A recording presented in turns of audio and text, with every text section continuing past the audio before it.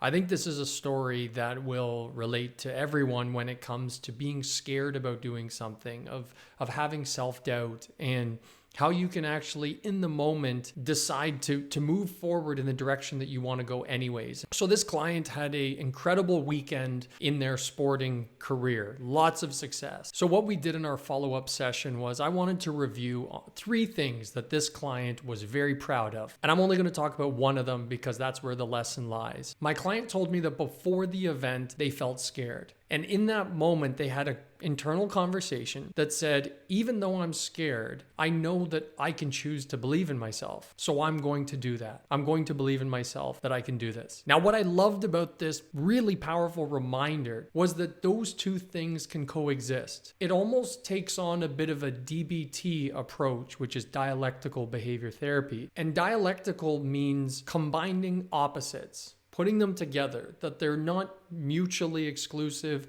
that they can coexist. And in this situation, it was the idea that fear, or being scared, feeling scared, as my client described, but also choosing to believe in yourself anyways. When you begin with this DBT approach to behavior change, it starts with accepting how you are feeling, that you are human. You are going to have what are often described as negative emotions, being this fear or feeling of being scared, and accepting that. Now we're not working against how we're feeling, we're seeing it, we're accepting it, and we're choosing how we're going to progress through this situation that we are in. This client did an unbelievable job of that. They ended up having incredible success. And I think the reminder for me was, yeah, I get scared sometimes. I feel uncertain sometimes about things that I have to do. Giving talks, engaging with a new client. And I can sit and allow that fear to exist while also choosing to believe in myself because I have that ability. A little side note I want to make is that so often when we experience these so-called negative emotions, we often have the response to want to fight them or get rid of them or meditate them away instead of allowing them to exist, almost teaming up with ourselves, continuing to move in the direction we want to go regardless of those emotions, because we may not really in that moment be able to even figure out